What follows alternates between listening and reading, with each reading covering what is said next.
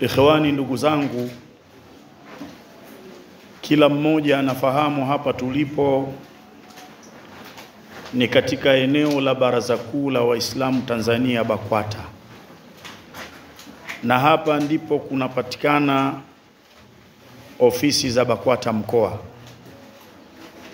na hata jengo hili ni jengo la BAKWATA. Hivyo basi Shekhe wa mkoa Sheikh Hassan bin Musa Anzuruni wa Kabeke, baada ya kupata taarifa kwamba tarehe 12 ya mwezi huu wa 10 mwaka huu wa 2025 hapa katika viwanja vya BAKWATA mkoa kutafanyika dua kubwa ya Ahlul Badri,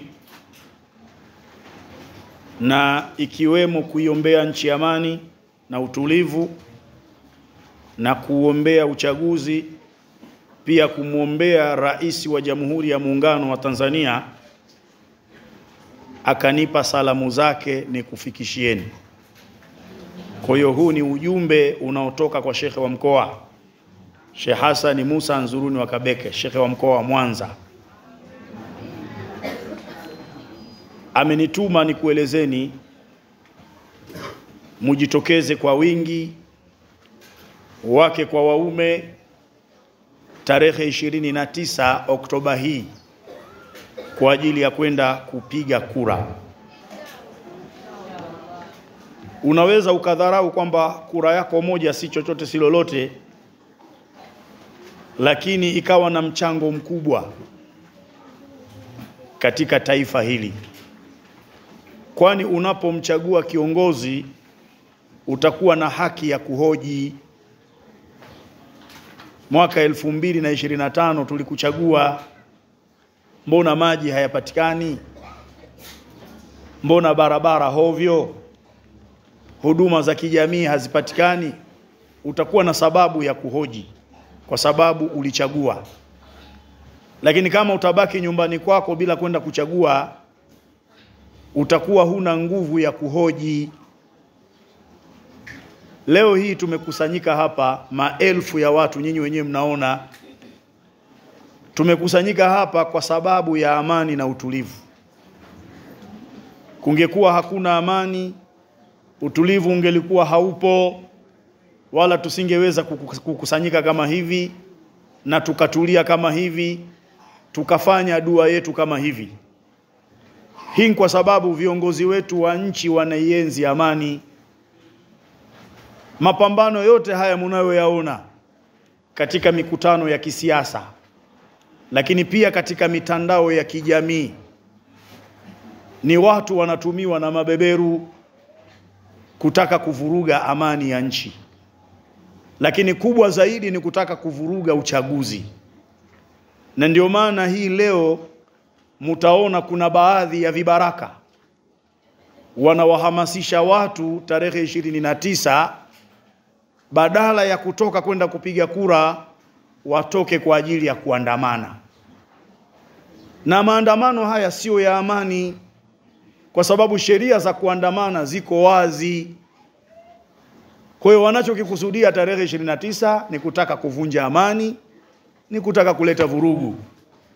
Lakini walillahi alhamdu, tunamshukuru Mwenyezi Mungu Subhanahu wa Ta'ala, majeshi yetu yako imara, na jemedali amekwisha tuhakikishia hakuna amani itakayovunjwa tarehe 29. Kwa hiyo mtu yeyote asiwe na uoga, tarehe 29 atoke kwa ajili ya kwenda kupiga kura. Na kubwa zaidi, viongozi wanaosimamia amani na kuienzi amani na utulivu katika nchi yetu wanafahamika.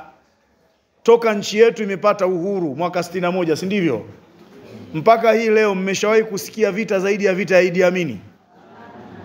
Na Watanzania waliokuwa wengi maisha yao ni ya chini. Ili waweze kuendesha maisha yao lazima watoke. Utamwona huyu anatoka kwenda kuuza nyanya, huyu anatoka anaenda kuuza mkaa, huyu anatembeza vitumbua, mwingine bajia, mwingine ana duka lake. Hivi unadhani amani ikishavurugika tunaweza kutoka kwa ajili ya kwenda kutafuta maisha? Haya maisha tulionayo haya pamoja na kwamba baadhi ya watu wanayalalamikia, amani ikishaharibika maisha kama haya tutayatamani. Sasa tusifike huko. Tarehe 29 tutoke twende tukapige kura, tumchague Mheshimiwa Rais Samia Suluhu Hassan, kwa sababu kuanzia Nyerere amekuja Mwinyi, kaja Mkapa, kaja Kikwete, na rais wetu tuliye naye sasa hivi ambaye ndiye mgombea, hatujawahi kusikia mahala amani imevunjika. Yapo mambo ambayo yanalalamikiwa, watu kutekwa, kupotea katika mazingira yasiyofahamika. Haya ni madogo, na ndio maana Imamu Ahmad ibn Hanbali wakati wake, huyu ni imamu mkubwa, kulitokea fitna ya watu hivi hivi kuuawa, wengine kufungwa, wengine kuadhibiwa. Wakatoka baadhi ya watu kumfuata Imamu Ahmad, wakamwambia Imamu, kwa nini tusiandamane dhidi ya mtawala? Kwa nini tusiandamane dhidi ya serikali? Sababu kuna watu wanauawa, kuna watu wanateswa, mambo hayako shwari. Akawaambia subhanallah, ad-dimaa ad-dimaa, msifanye hivyo, mtasababisha umwagikaji wa damu. Fa inni la ara dhalika wala amuru bihi, mimi jambo hilo siliafiki na wala siamrishi litendeke.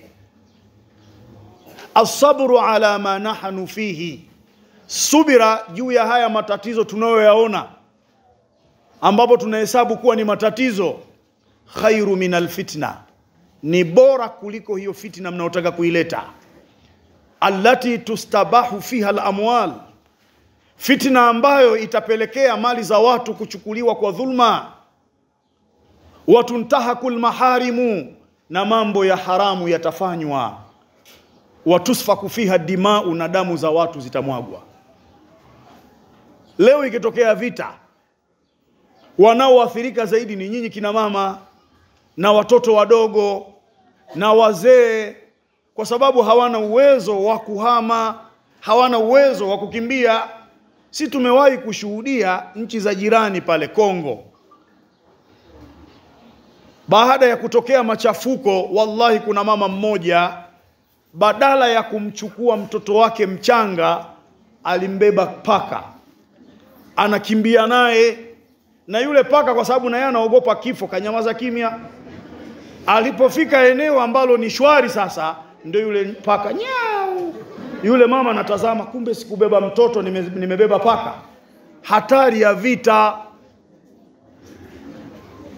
Sasa ikisha tokea vita, tusfaku fiha dimau, damu za watu zitamwagika, mali za watu zitachukuliwa kwa dhulma, mambo ya haramu, kina mama kubakwa pamoja na watoto wadogo yatatokea. Sasa Imamu Ahmad alipowaambia maneno haya, wale wakamwambia, kwani hivi sasa hatuko kwenye fitna? Mbona watu wanatekwa bana?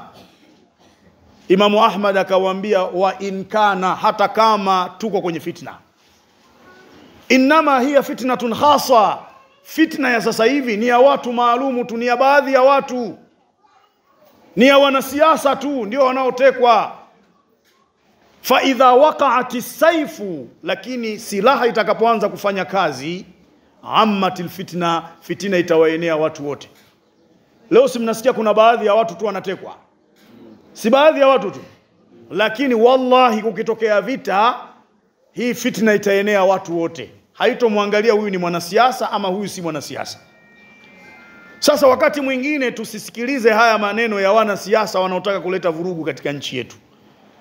Leo fitna ni fitna kwa baadhi ya watu, huenda wanatafutana wao kwa wao, lakini wallahi idha waqa'ati saifu ammatil fitna, vita ikishaanza, silaha ikishaanza kufanya kazi, fitna inawaenea watu wote. Wadogo, watoto wadogo watauawa, kina mama watauawa, wanafunzi hawatosoma tena, biashara hazitofanyika, uchumi utayumba. Sasa wewe unapobaki nyumbani usiende kupiga kura, ina maana unachukia amani. Kwenda kumchagua Rais Samia ni kudumisha amani, ni kuendeleza amani na utulivu, kwa sababu wameishika nchi hii kutoka kwa mkoroni mpaka hii leo sisi hatujasikia vita. Na neema siku zote huwa inahusudiwa. Hivyo wewe unadhani zile nchi jirani zinafurahi kutuona sisi tuko katika hali ya amani? Hawana furaha. Kwa hiyo wanataka na sisi yatufike yaliyofika wao. Sasa msifike huko. Kwa hiyo Sheikh wa mkoa ameniagiza tarehe 29 tokeni kwa wingi. Leo tuko wengi hapa. Kwa hiyo tukitoka kwa wingi kwenda kupiga kura, kura zetu zitakuwa zina mchango. Kwa wala msiwe na uoga, hakutokuwa na maandamano na wala hakutokuwa na uvunjifu wa amani. Hilo ndilo nilitaka kulisema. Na kila mmoja hapa bila shaka ameweka nia kuiombea nchi ya amani na utulivu, lakini kumuombea rais yetu wa Jamhuri ya Muungano wa Tanzania. Tumuombe Mwenyezi Mungu Subhanahu wa Ta'ala tuwafikie juu ya hayo. Tarehe 29 tukapige kura kwa amani, tumchague rais wetu, tuendelee na maisha kwa sababu kuna maisha baada ya uchaguzi. Wallahu waliyu tawfiki wa salamu alaikum wa rahmatullahi wa barakatuh.